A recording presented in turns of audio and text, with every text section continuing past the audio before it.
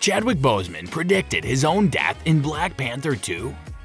The death of Chadwick Boseman, who played T'Challa in Black Panther, shocked the globe in August of 2020. The actor, who had been diagnosed with cancer 4 years before his death at age 43, succumbed to the disease. Since Boseman opted not to inform the public, his death shocked his devoted following. Despite his many accomplishments, Boseman is most known for his role as King T'Challa in Ryan Coogler's 2018 blockbuster. Coogler and co-screenwriter Joe Robert Cole reworked the script for Black Panther's sequel, retitled Black Panther Wakanda Forever, once news of the actor's death came. Hello everyone and welcome to another video on our channel. In today's video, we're going to discuss Chadwick Boseman predicted his own death in Black Panther 2. Stay tuned to find out. Now let's start our video.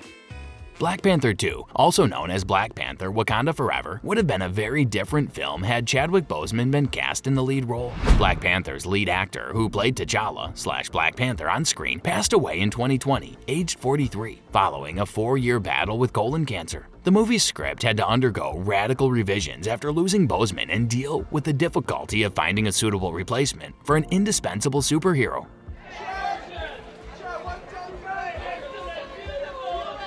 We can now imagine how the story of Black Panther 2 might have progressed if Chadwick Boseman had continued to play the title role. In an interview with the New York Times, writer-director Ryan Coogler and co-screenwriter Joe Robert Cole discussed the film's creation story. Before Boseman passed away, Coogler and Cole had already delivered him the script's first draft. Instead of focusing on T'Challa's death, as the sequel does today, the original script dealt with the blip, as Coogler and Cole described it. That happens after Thanos completes the Infinity Gauntlet in the 2018 Marvel film Avengers: Infinity War, wiping out billions of people on Earth.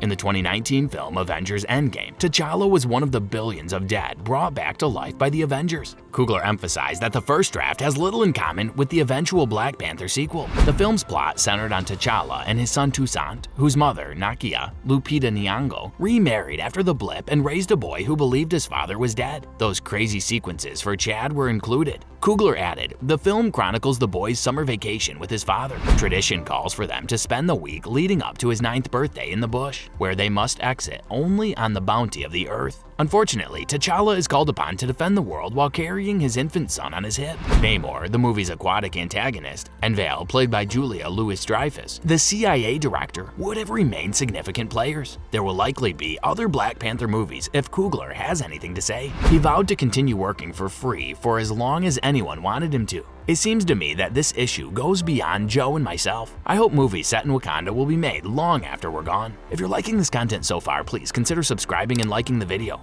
Now let's continue.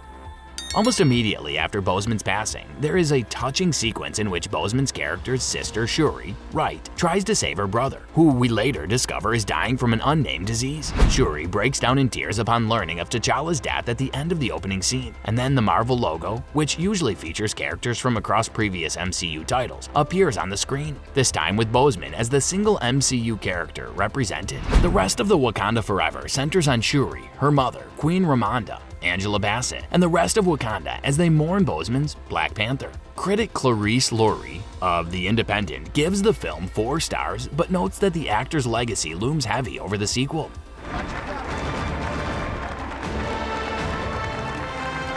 Wakanda Forever isn't technically a film about sadness, but every shot is shrouded in gentle sorrow, says Laurie, and everything about this sequel feels submerged beneath that huge shadow of loss. Shuri, T'Challa's sister, played by Letitia Wright, speaks to him initially in hushed tones, promising to heal him from a mysterious sickness. She ends up carrying the weight of her incapacity. His mother, played by Angela Bassett, has her own, as does his love, played by Lupita Nyong'o, and his most faithful soldier, Denai Guerrera.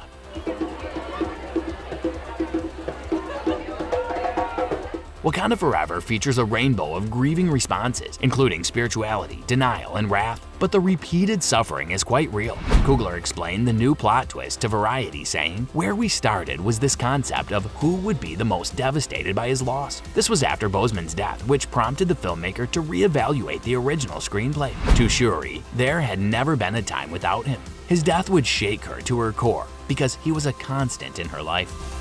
Well, that's all for today's video. Tell us in the comments section how this one was. I hope that you found this video interesting. If you want to see more videos like this, please consider subscribing for more. And don't forget to provide us with your valuable feedback. We'll see you in the following video with some more notable celebrities, facts, and stories. And until then, stay tuned.